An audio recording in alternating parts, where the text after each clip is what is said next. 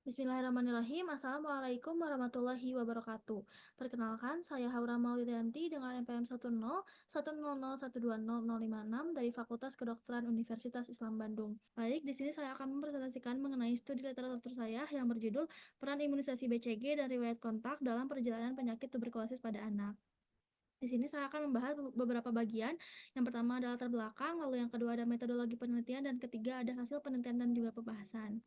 Yang pertama, di sini saya akan membahas mengenai latar belakang. Jadi, apa itu tuberkulosis? Dia itu merupakan penyakit menular utama yang menyebabkan kematian di seluruh dunia, di mana TB sendiri dia itu disebabkan oleh suatu bakteri berbentuk basil yang disebut dengan Mycobacterium tuberculosis, di mana bakteri tersebut dapat menyebar melalui droplet pada saat penderita TB itu dia mengalami batuk, di mana untuk bakteri tersebut dia itu dapat menyerang paru-paru dan menyebabkan TB paru atau dapat juga menyerang organ lain yang disebut dengan TB ekstra paru.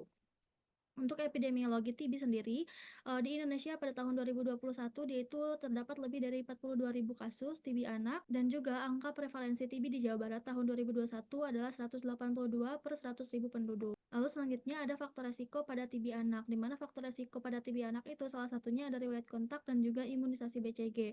Untuk riwayat kontak sendiri, dia itu merupakan kontak langsung dengan BTA positif di ruang yang sama dalam jangka waktu yang lama, di mana riwayat kontak sendiri dia itu merupakan faktor resiko utama pada anak karena anak itu memiliki daya tahan tubuh yang lemah sehingga memudahkan bakterinya itu masuk ke dalam tubuh.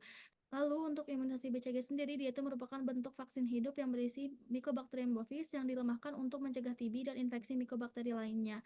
Untuk efektivitas vaksin BCG ini dia itu belum mampu mengendalikan perkembangan penyakit TB, tetapi 70% efektif mencegah bentuk TB yang berat seperti TB miliar, TB paru berat, dan TB meningitis pada anak. Sesuai dengan Quran Surat Yunus ayat 57, yang berarti, wahai manusia, sungguh telah datang kepadamu pelajaran Al-Quran dari Tuhanmu, penyembuh bagi penyakit yang ada dalam dada dan petunjuk serta rahmat bagi orang yang beriman.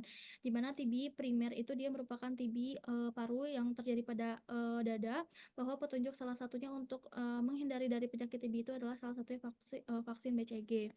Dan yang selanjutnya ada hadis riwayat Bukhari dan Muslim, yaitu Nabi Shallallahu Alaihi Wasallam bersabda, janganlah yang sakit dicampur bautkan dengan yang sehat. Dimana seperti yang kita ketahui bahwa riwayat kontak itu dia memiliki resiko yang tinggi, maka janganlah orang yang sakit TB dia itu dicampur baurkan dengan orang yang sehat karena dapat menularkan penyakit TB. Nah, selanjutnya untuk metodologi penelitian yang saya lakukan, yaitu jenis penelitian ini adalah studi literatur dengan metode studi literatur berupa pengumpulan data pustaka, lalu dibaca, dicatat, dianalisis, dan disimpulkan sehingga mendapatkan kesimpulan mengenai studi literatur. Nah, selanjutnya untuk hasil penelitian dan pembahasannya, jadi, ada penderita TB yang kontak dengan anak, di mana anak tersebut dapat terpapar bakteri yang dapat menyebabkan tuberkulosis, yaitu Mycobacterium tuberculosis.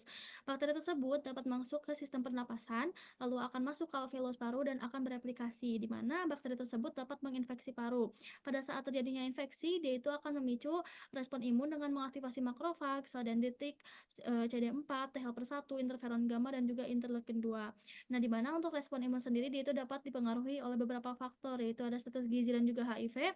Lalu respon imun juga dapat ditingkatkan oleh imunisasi BCG, di mana imunisasi BCG sendiri dia itu efektif pada usia 0 sampai 10 tahun, di mana imunisasi BCG itu efektivitasnya itu menurun setelah 10 sampai 15 tahun vaksinasi.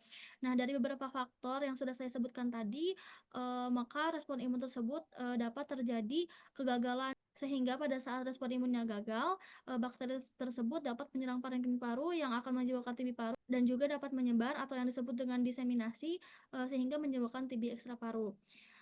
Baik, alhamdulillahirrahmanirrahim. Cukup sekian presentasi yang dapat saya sampaikan. Mohon maaf atas segala kekurangan dan juga kesalahan. Terima kasih. Wassalamualaikum warahmatullahi wabarakatuh.